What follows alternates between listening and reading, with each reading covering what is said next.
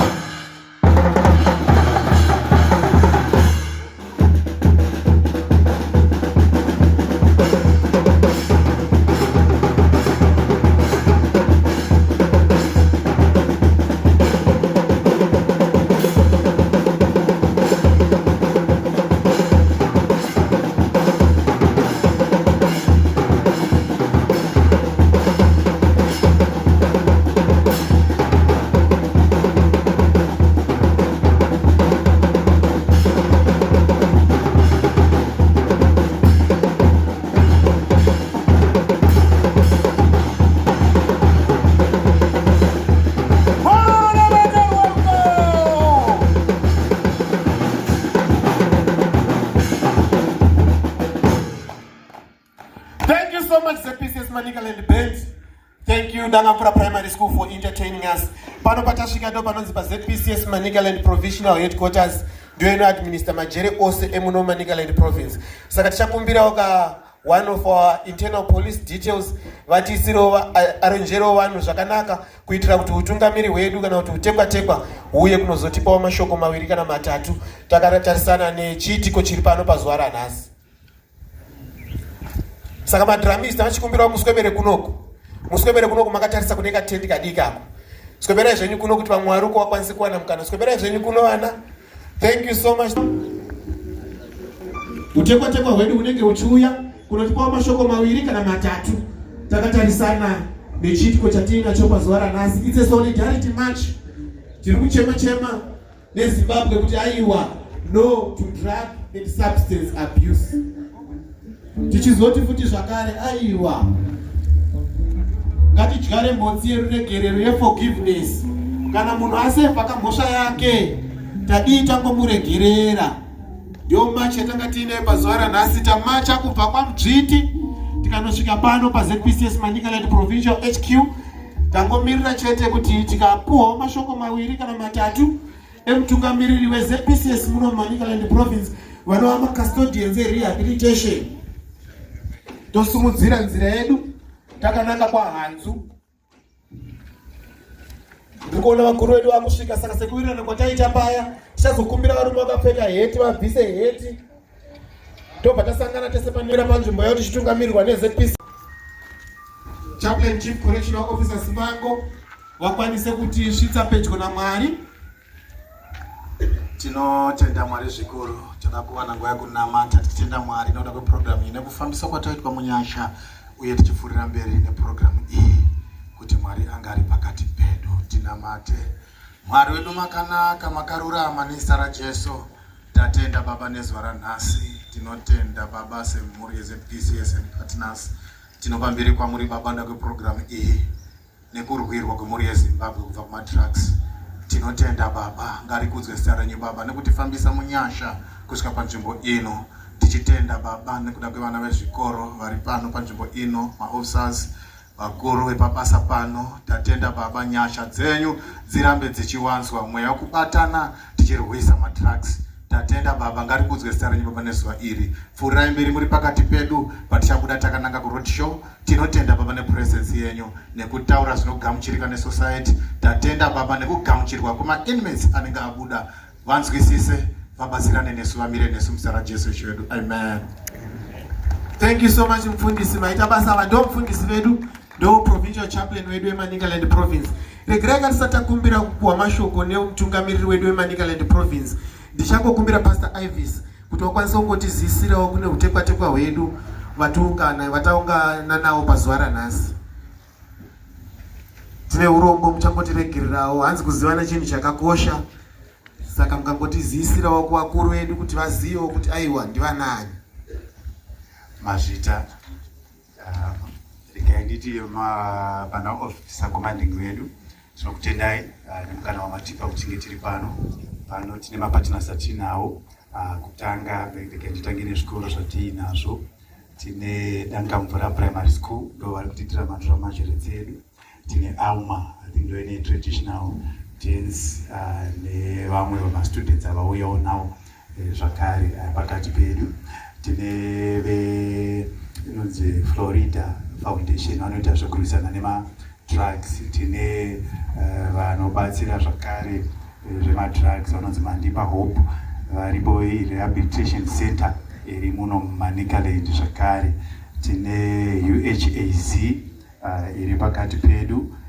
Tine inonzi Mavambo Matsva muna Kristu vari pakati pedu vari kudyidzana nesu zvakare. Tine Teachcoach TV iri pakati pedu iri kudyidzana nesu. Tine Batsirai Varombo vari pakati pedu zvakare, iri organization inobatsirana nevanenge vadisplaced nemadrugs, vana hama vanenge vasina pekugara kana kuti vasina zvokudya vanobatsira zvakare.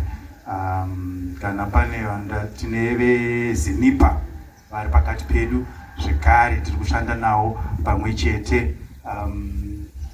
Pane wandasiya here tine Every Home for Jesus vari pakati pedu zvekare tiri kushanda pamwe chete nevapastors aripo, tine vafundisi vabva kuNew Life Covenant Church vari pakati pedu zvekare. Maita basa Pastor Ivis, toda kukutendai, ngativaomberere maoko tichikutambira nemufaro pano paPCS Manicaland Provincial HQ. Regerai ndivena kuzivisai utekwa-tekwa hwedu uri pakati pedu. Ndichatanga nekukuintroducai kuna Chief Staff Officer responsible for Human Capital Management, ndokuti welfare yema-officers. Tina Chief Superintendent Elliot Kumbula. Say vane counterpart yavo inobata iri ku-administration and statistics vanoona nezvema-affairs yema-inmates. Pana Chief Superintendent Tonderai Ukama. Say pakati pedu zvakare tine mutedzereri waDeputy Chef mundiregerere. Pakati pedu tine zvakare futi mutedzereri waDeputy Officer Commanding vedu. Tina Deputy Officer Commanding weManicaland Province ino. Tina Assistant Commissioner George Mtimbanyoka. Say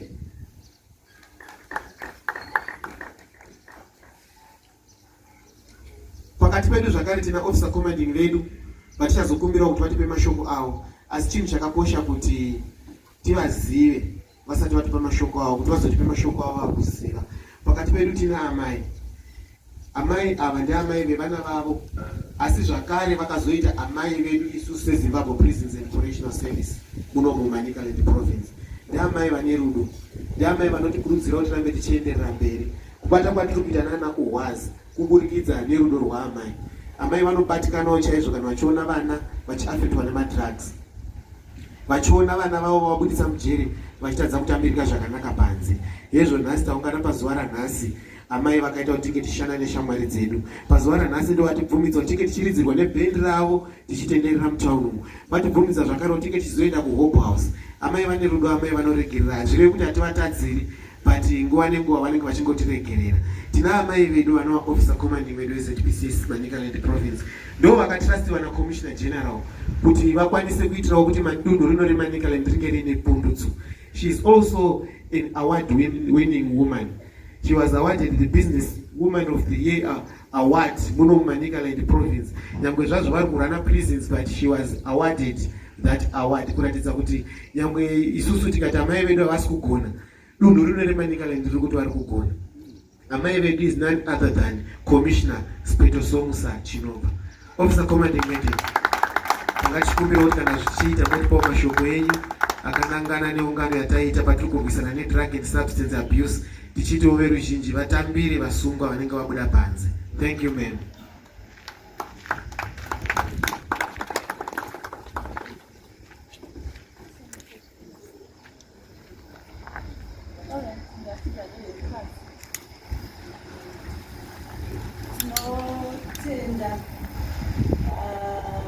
Tenderei nditi mangwanani kwatiri tese ashingoti ndaraje so nditi kuita senge isina kupera sentence yacho.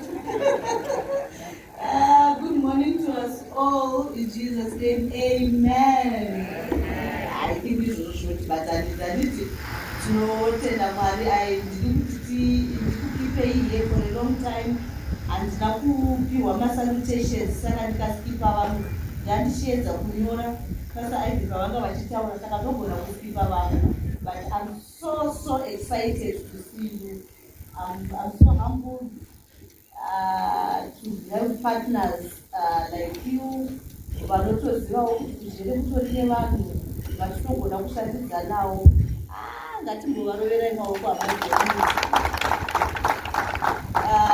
ndichaedza kuverenga nekukurumidza because business ranhasi ranga ragara risiri remaspeech.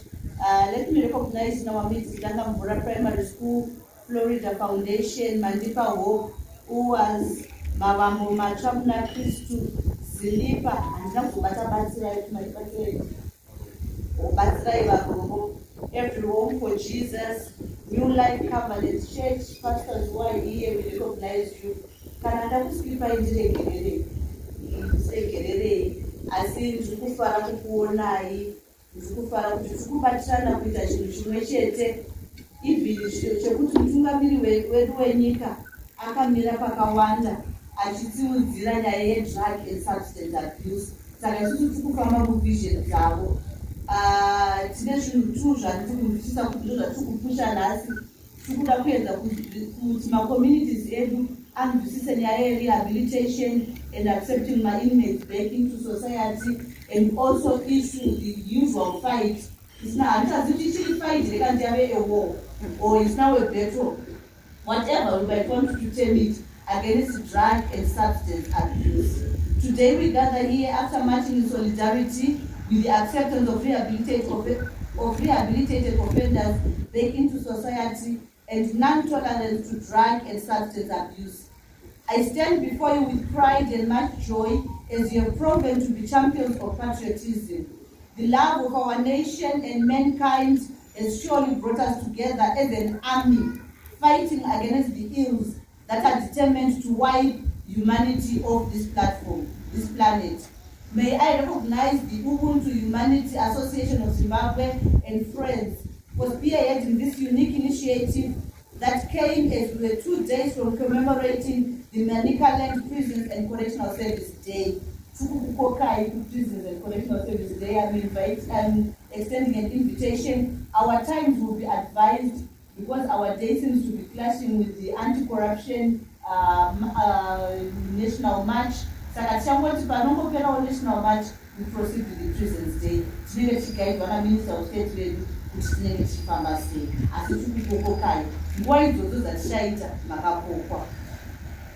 As we strive to create a safer and more just society, it's essential to recognize that rehabilitation is a vital component of this process. Rehabilitation is not just about punishment, it is about transformation. It is about providing inmates with the tools, support, and opportunities they need to change their lives and become productive members of society.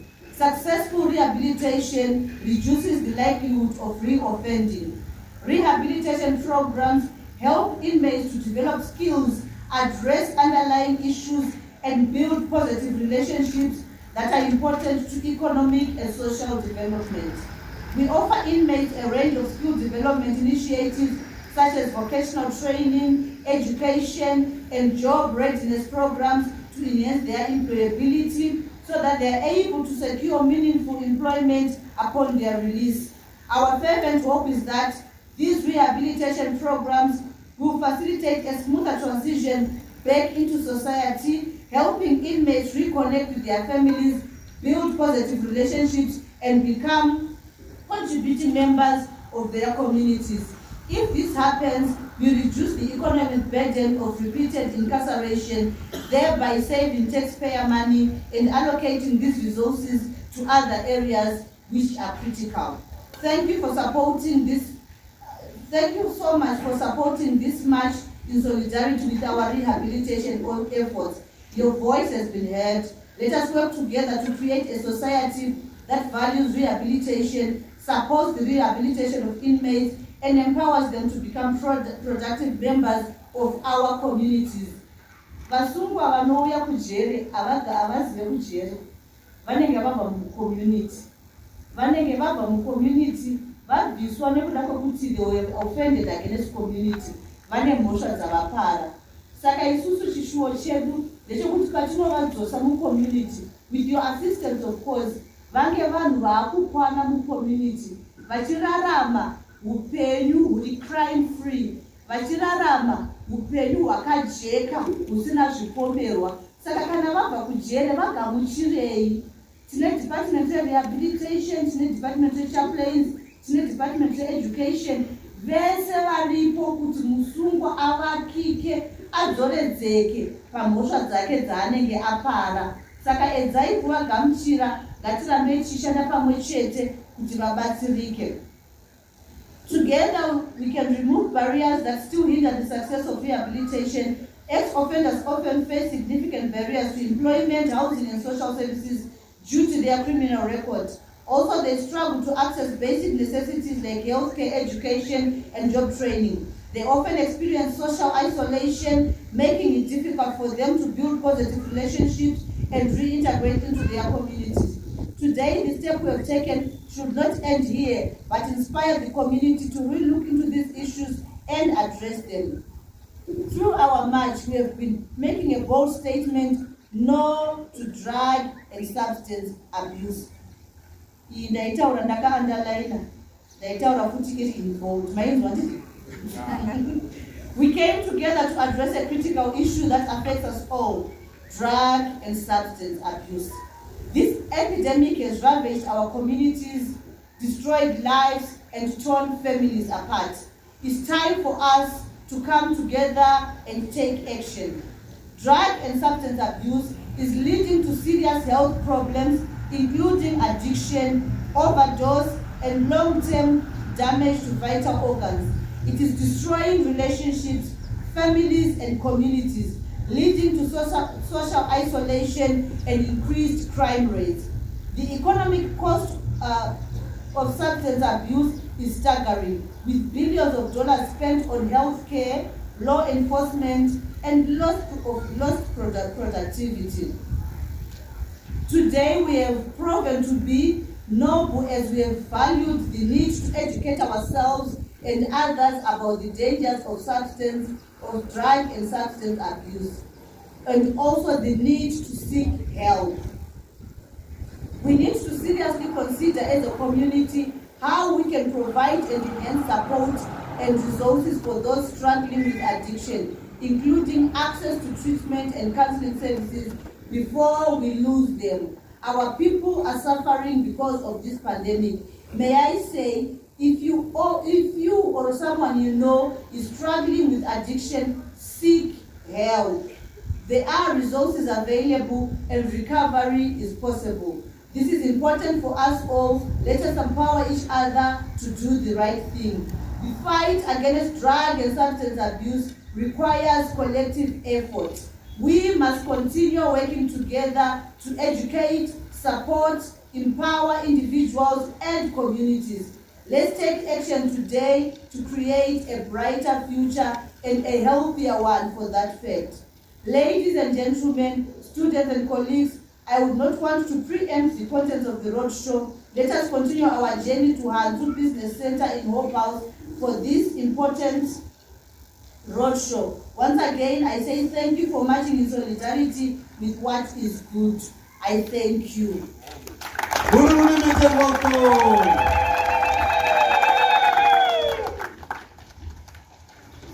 Thank you, Officer Commanding Median.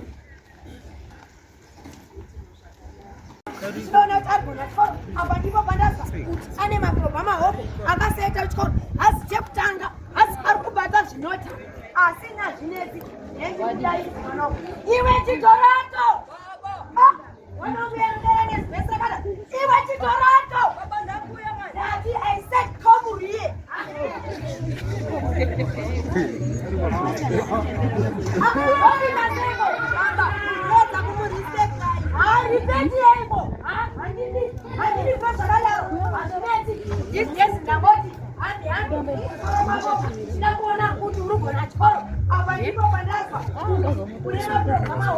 Akasiya waito chikoro asi chekutanga iwewe uri kubata zvinotaka baba munoziya chika chida kungozwa kuti zvinodini zvinodini vachikwadzamwi aiwa hazvinetsi dzimwe dzacho hazobate muone one sokutonge zvitorona maitikopai aiwa baba yakanditangaka saka ndakatongomudzoserawo inini handini mhosva tumhosva hazvinetsi igaiti kupe mutongo nendirana nenyaya yako anga uri kuona mukadheni datumudiri kusvika mabuda howe nematatya ende ndebandwa ra7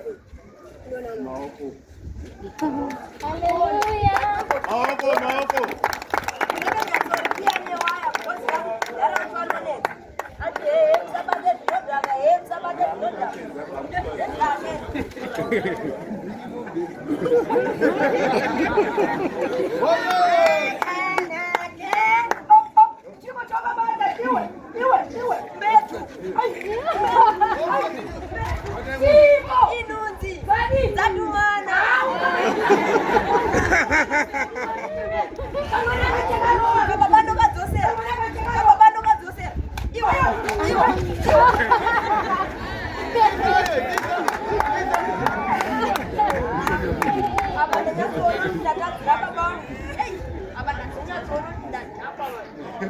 reganisiyane nazo kuzika basa ndizorwani kuzidenda uko kuna ziyazi reason ameno ukoko ziyazi reason ikoko basa ndizorwani saka reganisiyane nazo naita basi.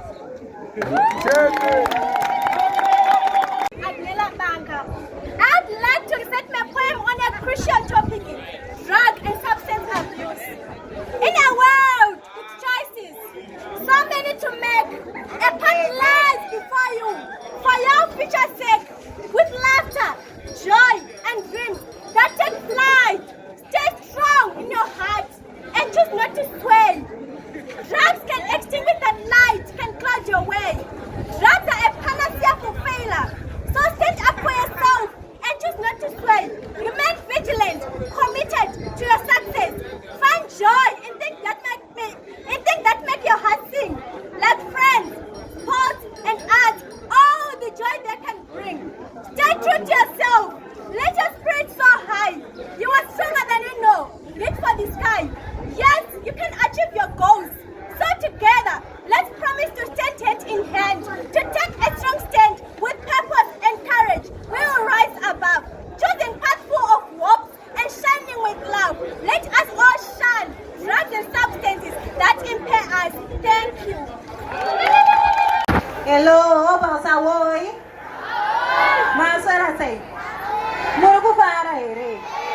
I want to know kana tichikwanisa kukufata inai.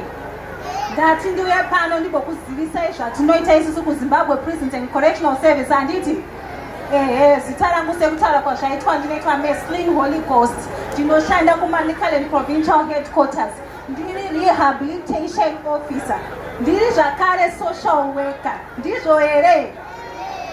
Tinotenda. Ndati ndikwira pano nhasi ndikuudzei nezverehabilitation. Tinokoziva isusu kuti musungwa akauya kujeri obva toseva abva atoenda kumba, ndo zvatinoziva handiti? Hamuchandidai ini munenge matsamwa, ndidaire ivo veduwe. Saka ini nhasi ndauya pano kuti ndikukorektei, ndikugadzirisei, ndikuzivisei mashandiro atinoita, ndizvo? Right. Musungwa akauya kujeri ndochekutanga kusungwa nekuya kujeri handiti? Asi isusu tinobva taita tinoti rehabilitation. Ndofunga makatarisa apa pakanyorwa rehabilitation and reintegration. Saka ndoda kutsanangura kana tichiti rehabilitation tiri kutaura nezvei, tiri kuti pamusoro perehabilitation, ndizvo here? Ahoyu wobhausa muchadairi chii?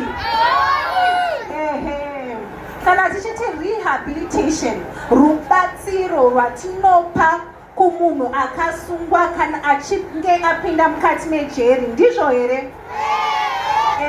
Ndati rubatsiro rwatinopa kumusungwa kana achinge apinda mukati mejeri. Rubatsiro uru runouya nenzira dzakasiyana siyana zvichienderana nekuti iwe musungwa unoda zvipi, ndizvo here? Chekutanga tinoti social rehabilitation. Iyo ndeyekuongorora kuti kochakonzeresa kuti musungwa apare mhosva chii, ndizvo here? Toongorora kuti chaita kuti musungwa anga achisvika pachidanho chakadai chii, ndizvo here? Iyo inoita kuti tione kuti chakonzeresa kuti musungwa apare mhosva chii, uye rubatsiro runoenderana nemhosva yake nesituation yake nderupi, ndizvo here? Pamwe pacho tinosvika pamatanho ekuya kudzimba dzenyu. Ndofunga vamwe nehama dzakambosungwa vakambotona kudzimba dzenyu. Tinouya kuzoona kuti aiwa musungwa anga achita zvemadrugs, rega timbosvika kuba kwake kwaakazvarirwa, kuba kwake kwaanogara, timboona kuti panzvimbo paagara apa pakamira sei, ndizvo here? Tikasvika ipapo tobva taasesa kuona kuti aiwa izvi ndizvo zvakonzeresa mhaka kuti musungwa anga ari mukati mejeri, ndizvo here? Exactly. Tomupawo rubatsiro runoenderana nekupara kwaanenge akaita mhosva nemhosva yake, ndizvo here? Mhosva dzinoire vanhu kujeri dzakasiyana siyana. Kune vanouya nekuba, kune vanouya nemedha, kune vanouya nerepi. Dzakangowanda mhosva dzinoparika mukusaziva, dzimwe dzacho nemukuziva, ndizvo? Saka ndo zvatati tiuye pano, especially nhasi tichinyanyotarisa vaya vanouya nemadrugs, ndizvo? Hobhausa muchada iri kochi ndizvo here? Exactly. Tiri kuona kuti vanhu vazhinji vaakupinda mumajeri vane mhosva yemadrugs, yekutora madrugs akasiyana-siyana anozokonzeresa kuti munhu anga achipara mhosva dzakasiyana kana achinge atora madrugs. Madrugs aya anopereri pakutora. Unoti kana uchinge watora madrugs iwewe uchabva wadhakwa kana totadza kuziva zvauri kuita. Kana umwe ndiye anorova mai kana kurova vanhu mumaraini nekuti pfungwa dzake dzinenge dzisisatori zvakanaka, dzadhakwa nemadrugs. Ndizvo here? Mumwe ndiye anoba nokuti manashe madrugs haana. Saka ndoiwana seko kana ndisina ndakutonoba kana kunokera kunofira vepanext door vakarara nyangwe vasipo jiri kuditei kana kutongoenda pamarenki anyway unongonzwa kuti chinzi munhu haaba. Izvo chaaba chacho ari kuzama kuti atengese awane mari yekutenga madrugs nekuti achagoni kurarama upenyu usina madrugs. Ndizvo here? Tiri kuirana here? Saka medzisiro yazvo ndozvoti inga ndabirwa ndichadini ndakutondoripota handiti kana andirova inini sembereki wake ndakundoripota handiti obva auya kujeri. Isusu wekujeri toti ayewa zvawauya zvanaka haungadzoki wakadaro. Ndizvo takukupa yatinoti counseling. Ndizvo here? Tinenge tichikukanselaiwo tichikubatsiridza kuti ubude mune zvemadrugs. Wobva wati inini chiri kuita ndiite zvemadrugs inyaya yekuti handina zvekuita ndinosora ndakagara pamba toti ayewa zveusukuru ndosaka tiripo. Unoda kuita nezvei? Oti mabasa emaoko. Kujeri tine anoti mavocational schools uko kwatinotraina vasungwa maskills akasiyana-siyana, zvingava zvewelding, zvingava zvecarpentry, zvingava zvegardening, fish farming, different types of skills atinooffer kumajeri. Ndizvo here? Iye achasarudza pake panomitira paanonzwa kuti apa ndo pandinoda auya kudaro isusu tichamubatsira semenzaniso. Auya musungwa ati nina inini mbuya ndoda hangu kuita zvecarpentry otanga kudzidziswa kuveza ariko kumajeri. Ndizvo here? Isusu sejeri tiri kuita pedu. Ndizvo here? Tiri kuti kumuchengetedza.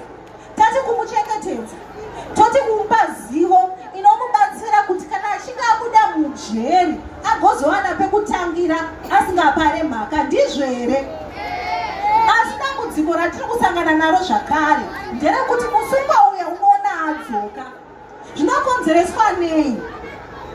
Takazotarisisa tikanoti aiwa chiri kukonzeresa kudaro pamwe pacho isusu vanhu vemucommunity tiri kutadza kugamuchira musungwa kana achinge adzoka kumba nekuti iye akarova mai vake kana kuti iye akandimira kana kuti akauraya baba vepanext door kana kuti akarepa mwana wamai nhingi. Ndizvo here? Hello, obva usamuchada ini. Saka as a result musungwa achanzwa kunga munhu asiri kudiwa ari kuswededzwa kure ari kutapurirwa kure kuti vanhu havasi kundida. Pandosvika vanhu vanobva vabva, pandosvika vanhu vakubata homwe, pandosvika vanhu vanonzi pinda imba. Ndizvo here? Saka anoti zvinondochidini akada notsvaga basa kunzi imbavha akambopinda mujeri. Ndizvo here? Saka izvozvo zvinokonzeresa kuti musungwa uya azenga achistreseka kuti zvinondochidini. Kwandairiwa ndokuziva ini kujeri opana zvemhaka obva adzoka kujeri. Ndizvo here? Saka tauya pano nhasi kuti tibatsirane nemi vanhu vaMwari, vanhu vemuZimbabwe, vanhu vemamutare pano paHobo's. Ndizvo here? Ahoi Hobo's, ahoi. Tinoda kubatsirana kuti tigamuchire musungwa kana achinge abuda mukati mematirongo. Ndizvo here? Kana achinge atopinda mujeri atopika muguo wake kubuda kwake atova munhu achinja. Ndizvo here? Saka imimi musati nokuti akambopinda mujeri, jeri harina musarudzi, munhu wese anogona kupinda, angava mai vako, angava iwewe, angava baba, angava munin'ina, mwana, sizi, tete. Saka ngatisasarudzanei. Ndizvo here? Ahoi, muri kundinzwa here vagari vaMutare? Saka ndine chikumbiro ndiri kukumbirisawo kuti kana musungu achinge abuda mukati metunongo isusu ngatimugamuchirei. Kana akati mama ndauyawo ndaakugona inini zvokuvaka kana kuti ndaakugona inini kuvaka ndokumbirawo munditangirawo kabhizinesi kana ndokumbirawo mari yestart tinokumbirawo kuti mumubetsero tinokumbirawo kuti mumupe mari kuti agokwanisa kutenga bhizinesi rake kuti asararama upenyu hwemhosva zvekare. Ndizvo here? Dairai kana tinotenda ndizvo here? Saka tati isusu sejeri tiri kuita pedu patinogona napo tiri kudzama nepose kuti musungwa kana achinge ava kujeri timupe maskills akasiyana siyana adzidzire mabasa emaoko akasiyana siyana zvichienderana naye kuti anodei. Ndataura kuti kune zvinhu zvakasiyana zvinoitwa kujeri including maarts. Hatiperere zvakare pamaarts. Nyangoko yakujeri wangoperera form 2 kana tongoperera form 3 uri munhu ane chido chekukontinya nechikoro unongodzidza uri mumajeri. Nyange wakuenda kunyora form 5 ida kunyora form 6 zvese it's possible uri mumajeri. Kana kuuniversity zvese zvinoita kuenda kuuniversity uri mumajeri. Ndiri kunzwika here? Hello, muri kundinzwa here? Ndo zvimwe zvezvinhu zvatinoita zviri mukati memajeri. Saka kubva nhasi ibvai maziva kuti musungu achibuda mujeri munhu achinja. Ndizvo here? Mukaona asina kuchinja imhosva yani?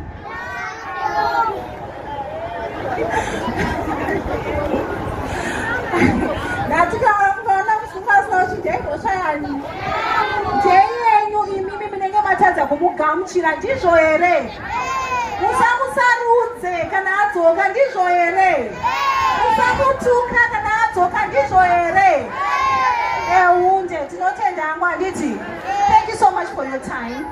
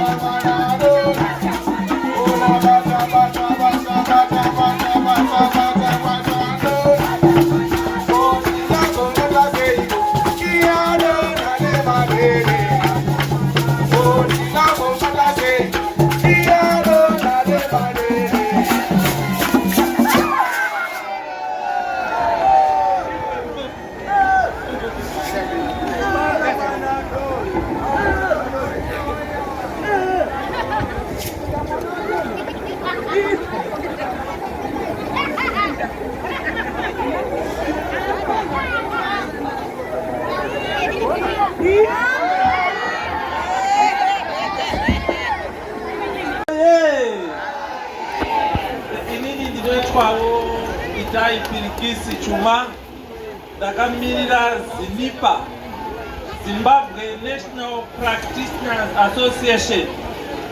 Isusu tinopa ngati vabatsiri n'anga vanoita zvemachechi vanambuya nyamukuta tsamba dzekuti vabatsire vanhu. Saka isusu tauyawo tichisapota ZPCS kuti pwere dzinonga dzasungwa dzaenda kuzvitongo tinofanira kuti dzigamuchire tivatambire. Handitika tichitizve madrugs haana kunaka kuutano hwedu. Isusu vakuru tinofanira kupa example kune pwere dzakaungana panapa idzi. Saka madrugs haana kunaka kwatiri. Ndoda kutenda veZPCS nebasa ravari kubata kudzoredzera vasungwa kuti pavanozodzokawo kunharaunda kwatiri ngativatambire. Handiti nehaya yandoti maita henyu. Thank you very much. Twitter regedza itiwape maoko akanyatsa kusimba. Regedza iti vari kumira Mandipa Hope auchuya faster 2 minutes 2 minutes ako. Yes, thank you Mr. DJ.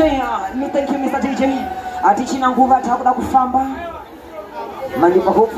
Yes, thank you very much. Uyu face yake yakaita ya general akasisa kutaura chirungu. Saka pane muperekeri here. Don't worry, I will marry you tomorrow morning before 3 o'clock. Be ready for your marriage.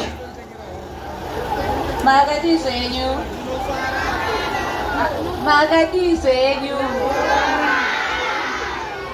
Inini ndinoitwa Chantal Dube ndabva kuMandipa Hope Rehabilitation Center inowanikwa kuMorningside.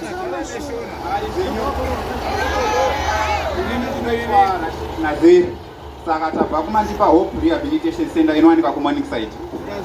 Rehabilitation Center yedu inobatsira vamwe vedu vanenge vatanga kuita zvemadrugs vasingachakwanisi kusiya. We take them in, togara navo tichivabatsira.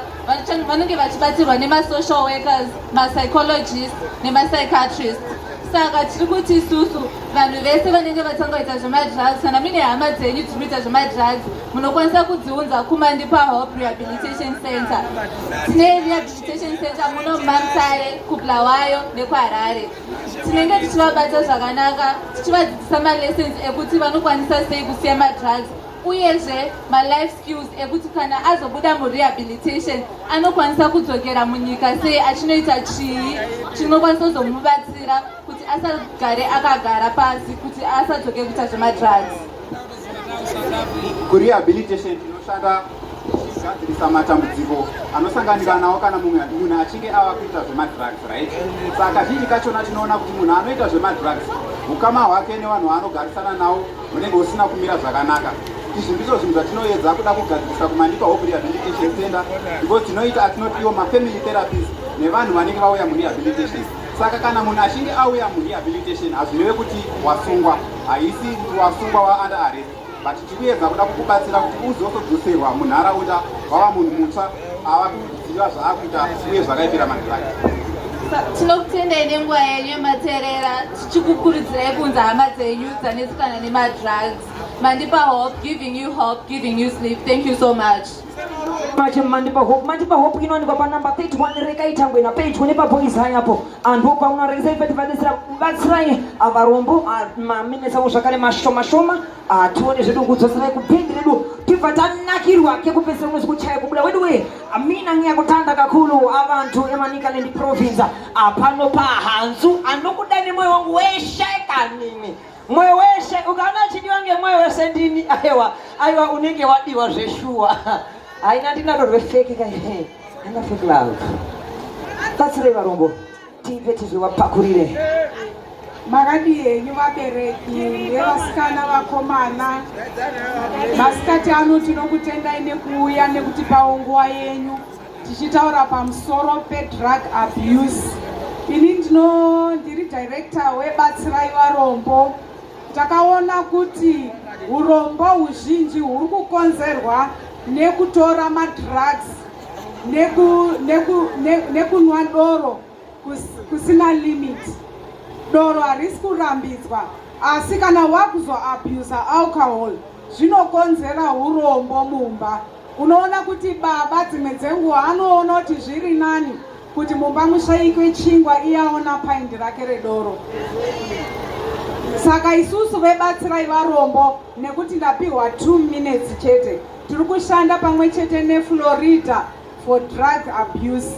Saka basa redu isusu kana veFlorida drug abuse vauya kwamuri vachipa counseling kune ari kunetsa nemadrugs mufamily, isusu vebatsirai varombo tinouya totarisa kuti chikafu chirimo here mumba, pane zviri kunetsa here zviri kudiwa. Tine stand yedu yatiri kuvaka iko zvino, kana yapera ndeyekuaccommodator vasina accommodation. Kana paine anenge adzingwa mumba nemurume kana kumba kuri kuvava hakusi kugarika, tinokutora togara newe tichiendesa vana kuchikoro nekukupai zvokudya pamwe chete zvakare nekukudzidzisai mabasa emaoko. Tinokutendai mose. Ngatigamuchirei vose vanenge vabva muzvitorongo kana vadzoka kudzimba, ngativagamuchirei nekuti vanenge vagadziriswa unhu hwavo. Tinokutendai. Varwere maoko. Right. Isuse ma DJ Manyama. Right. Asmomoy alongside Baba Chocolate. As the only Nakama in Southern Africa. Right, and we bring entertainment to the people. Yes, I am. The number one. The number one. The number one. Right, Tony. Isusu zvetakutaura tiri kuti isusu sema DJ Manyama tiri kuti ngatiregei kubatwa nezvinodhakwa. Kana waona kuti une stress tidaidze tigofara newe. Ndo basa redu chete isusu tinobvisa stress. Number one. Number two, tinowakiridza ma relationship kana kuti zvifambe zvakanaka. Ndo pame corona kana vangava mama kuvavana sezvakasvikaura mama. Yes. Kana isusu tauya tabvisa stress tagadzirisa. Ndo paunoona vanhu vakudedzera dia borosi sweet dali totala kunesi. Vanhu vanenge vakudanana vanenge vamurudo rwavo. Zvinhu zvofamba izvo. Takadaro. Yes, I am. Regedzai ndibva ndachidai. Ininiwo Baba Chocolate pache zvangu ndakamirira Teach Catch Media, Teach Catch MTV inogara kupa nyaya dzakasiyana-siyana dzinokupa matunhu akasiyana-siyana akatigerera akakukomberedza. I'm the son of DJ Tiwana. Ndiri pano nhasika ndiri kuti aiwa ngatiregedzei kubatwa nezvinodhaka. Isusu number one pakukuentertainai either parufu pamuchato pamwe nekunyaradzana pamanyaradzo ipapo tiri kuti ngatiregei kubatwa nezvinodhaka. Uyezve weUmuntu Humanity Association of Zimbabwe vanokutendai nekuungana kwamaita pano zuva ranhasi pamwe neZPCS ikataiwa weduwe ndinokudai ndinokufarirai muri pakati pemoyo yedu tinokudai zvakanyanya. Hama dzangu ngatiti kana munhu achinge abva kuchizarira ngatimutorei sehama yedu timufarire timuchengetedze. Vazhinji vedu tine hama dziri kumutirongo asi hatisi kudzifambira kodzona.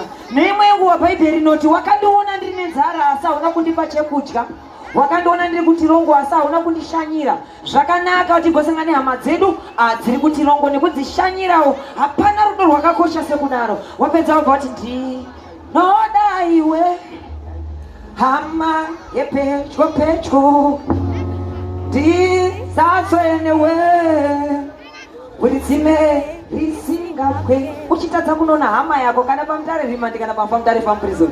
Zvakanaka tinoona hama dzedu mazvita. Rekedzai ndibva ndasira nguva uno kupindi redu ribva ratishapurira kuchaya kobuda mabwiranchito.